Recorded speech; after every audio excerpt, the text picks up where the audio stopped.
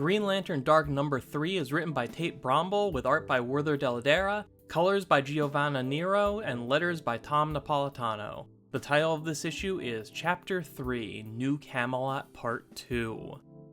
The time has finally come for Green Lantern Rina Mori to storm a castle full of monsters in the dead of night in a desperate attempt to save Lunette and the children of New Camelot from the beasts that took them from their homes. Lunette's brother Kane can barely contain his fear and anger. First his mother is killed by Grundy's horde, now his sister is taken by a monster in the night. And the only way he knows to cope is by putting responsibility for all of it onto Rina, the Green Lantern, the great hero who's supposed to save everyone.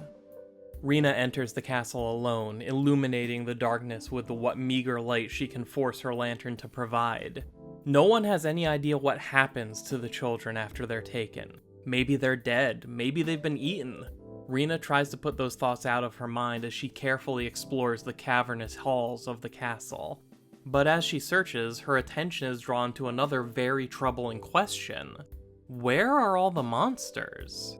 The castle seems empty and undisturbed, yet the townspeople have clearly seen many different creatures abduct children and then flee to this very place. Rina had expected to find a massive nest full of beasts, but instead she's finding nothing. Until she turns the corner and discovers the first child. He's alive, but appears traumatized and is covered with blood. Rina thinks this may be Grace's son Isaac, but when she tries to help him, he screams and runs off deeper into the castle. Rina follows him and ends up in a room with a collapsed roof that's open to the night air. Here she finds an entire group of children in the same condition as Isaac, all eating the body of some sort of dead creature. Rina is grossed out and would probably freak out or lose her lunch, or both if not for the sudden arrival of Lunette. She's okay, and she isn't in the same state as all the other kids. And more importantly, since being taken, she's come to understand what's really going on. But before Lunette can explain, the monster returns, and immediately targets Rina, who looks at this as a worst-case scenario. She can't get all of these kids out of the castle safely while also fighting off a horde of monsters. Yet, according to Lunette, there are no other monsters, just this one. And sure enough, to get around Rina's shield, the creature morphs into a different shape. The town of New Camelot hasn't been plagued by a nest of monsters. There was only one, and it took a different form each time it appeared.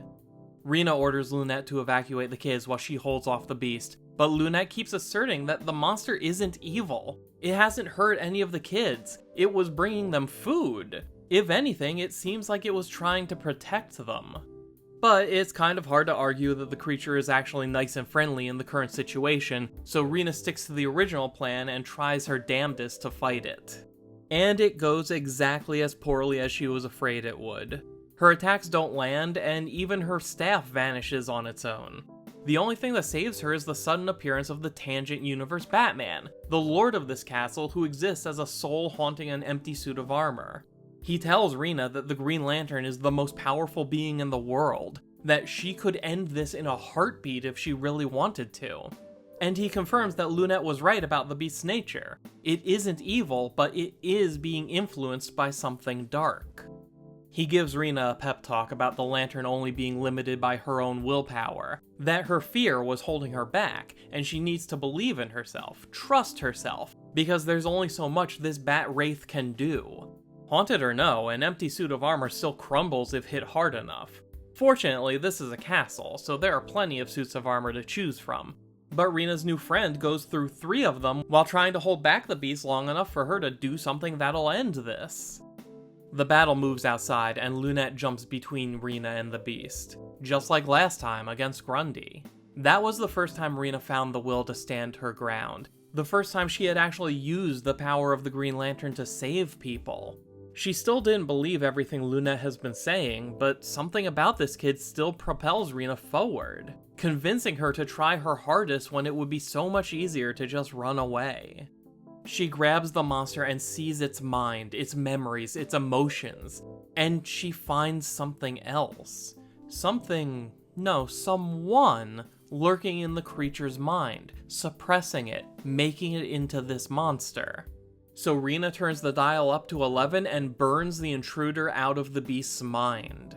An eruption of emerald light permeates the fluid body of a changeling before it retakes its humanoid form for the first time in what may be years. This is, as far as I'm aware, the first appearance of the Tangent Universe version of Beast Boy. We learn that once the Eclipso crystals finished warping the planet, they began doing the same to us. All of the monsters that roam the wilderness used to be normal people and animals, changed by the power of the dark objects that fell from the sky. The same objects that supposedly killed all of the heroes. I don't know about you, but I'm taking all of this as confirmation that none of the Tangent heroes actually died when the world collapsed. They're among the people who were turned into monsters, and if Beast Boy is any indication, they may not have actually harmed anyone yet. The issue closes on a scene of the bright sunny butterfly woman, whose name we learn is Demona. She can instinctively tell that the Green Lantern just returned Beast Boy to his normal self. Demona insists that she isn't worried about the Green Lantern, that her plan is too far along for anyone to stop it, but it sure does sound like she's trying to convince herself of that. Also, when she gets mad, her skin tone turns gray and jagged lines appear on her face. Maybe it's a clue to her true nature under this happy facade. Although I do enjoy all of her blatantly fake positivity. It's pretty funny seeing her make small talk with people who she couldn't care less about. Demona seems to imply that she consumes the pain and suffering of others, which makes her a nice foil for a hero who's being hyped up as a bringer of hope and safety. She mentions that she was, quote, promised the world. Promised by who? I still don't know who or what Demona is supposed to be. And those answers become even less clear when we find out that Demona is apparently awaiting the coming of something called the Celestial Worm, which is going to destroy the planet? What? That sure doesn't seem like it fits into the series we've been reading, but I guess it's still pretty early. So that's Green Lantern Dark number 3. Now I want to know what you think. Were you surprised by the Beast Boy reveal? Did you enjoy the extra emphasis this issue puts on its spooky atmosphere? Who or what do you think Demona is? Tell me all about it in the comment section down below, and I'll be back soon to talk about issue 4. Until then, thank you for taking the time to watch. My name is Dan. We'll talk again soon.